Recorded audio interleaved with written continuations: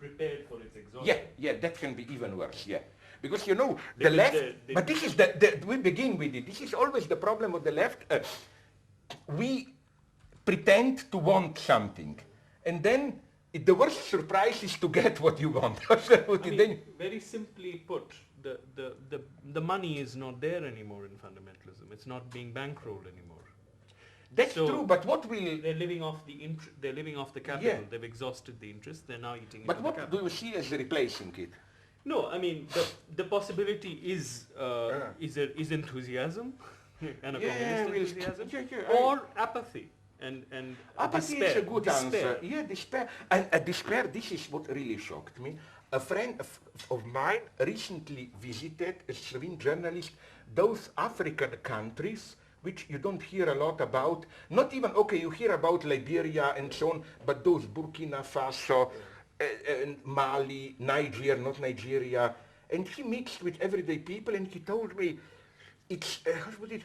they no longer even dream about change. It's a kind of a people simply accept life is shit and it's getting worse, that's the way of life.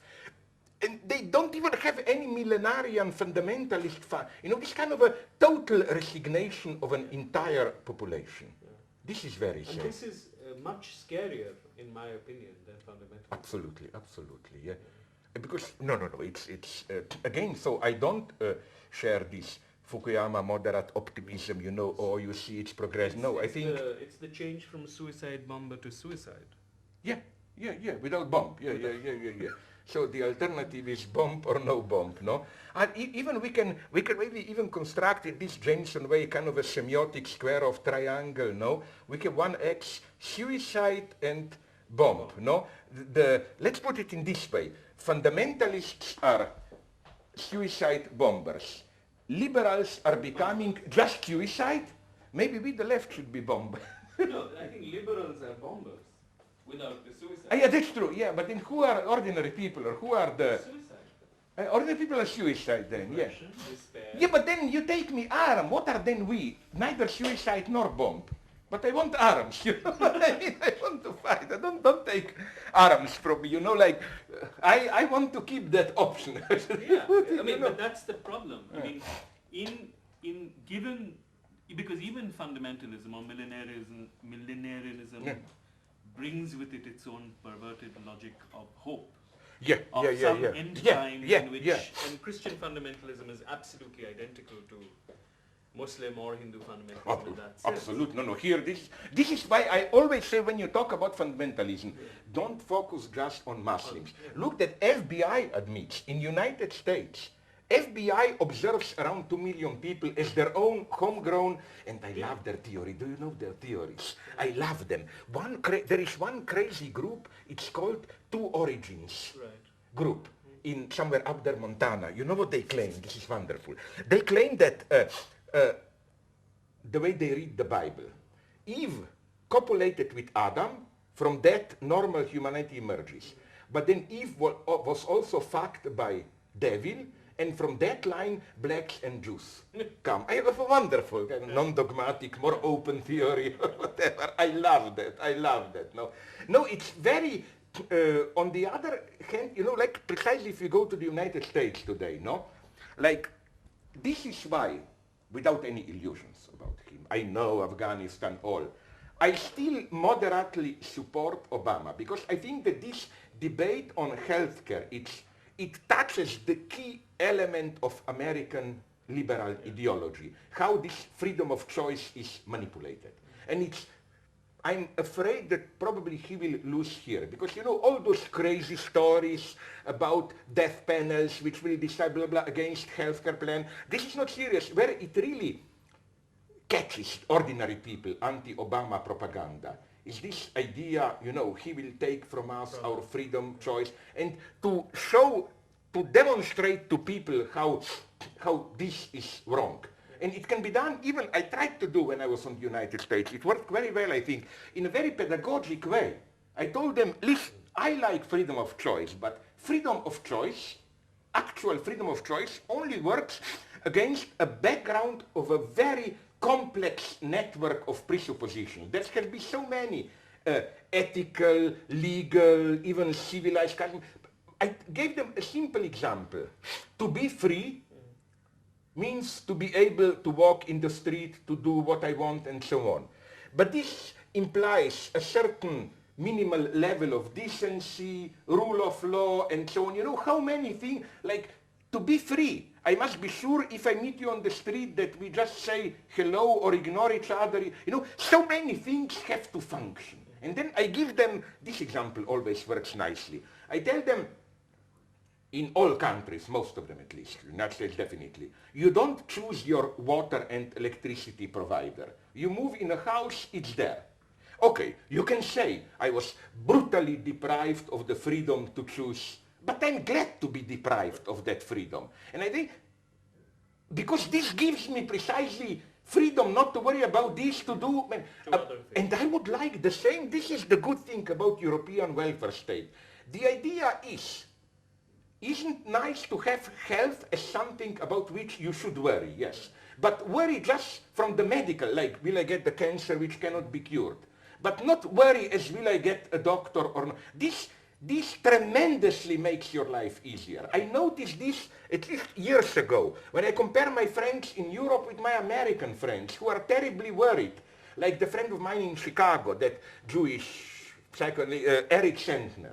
He had some dangerous disease, dermosclerosa, his skin getting hard, but where? On his heart, which is practically incurable. Okay, it stopped later. But he was in a total panic, didn't can you... to be able to simply count on a kind of a safety cushion there, so that you know you will be taken care of your ill. This immensely expands your freedom. So just to teach, to make this lesson, it's extremely difficult. Although I find it was often noticed, a very nice irony in this, that precisely at the point when in Europe traditional social democracy is almost disappearing, United States are discovering it. Because let's be clear, he's not a communist, but he's the first social democratic president. He's a social democrat, no? And it's a tragedy. And at least one can begin to have a quarrel with social democrats. Yeah, yeah. You now you said something absolutely crucial. Yes, are we aware of, yes, how many conditions must be met that you at least can have a decent quarrel? You know, there are quarrels and quarrels. With conservatives, you cannot even... You cannot have a quarrel. No, there. I mean, if the discussion is the world is divided in good and evil, then you can have no... I mean, it's like saying you cannot have an argument with Nazis about Jews. It's not possible. Yeah. But it's also true this what you said, because you know why? Because all these radical positions have their own self-reflective cancelling mechanisms. Like, because for them, even if you argue that it's not as simple as that world is divided in good, let's say this is already the strategy of the evil to blur things, you know. They already in advance include and devalue your argumentation, no? Yeah, I come to a few last set of questions. I mean, it's interesting that you talk about the fact that you're reading the laws of Manu and so on, but this is probably your first visit to this part of the world. Yeah.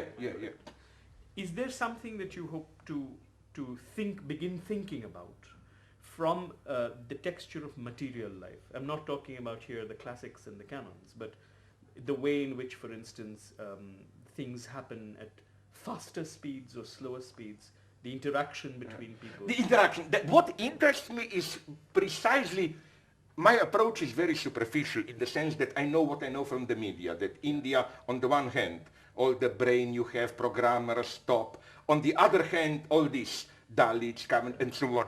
Not how the two are opposed, but how they coexist. Maybe even condition each other and so on. Because this is for me what's again crucial about global capitalism. It's not as people think we will all become like Americans and so on. No, it's how traditions are reinvented, put to use and so on, no? Because my question is, for instance, you talk very interestingly about the ideological function of the myth of equality. Not the myth, but the actual reality of equality in capitalism. That capitalism is about equality in that sense. Whereas here, which is now increasingly an advanced capitalist society in India, there is also a parallel reality of formal inequality, which is interesting. It's the inverse of what you propose. Yeah. By looking at people's names in the telephone directory, we can assign to them very precise places in a deeply hierarchical situation, right? However, in order for life to be lived, we have to practically constitute equalities in every moment. So it's the obverse. I get your point. It's a very nice point. And at the same time, we are also in an advanced capitalist society where there is also an actual existing equality that is subverted by its deep inequality. No, I get your point. And what interests me is precisely this. Of course, the liberal progressist hope is that give actual equality a chance and it will slowly corrode all these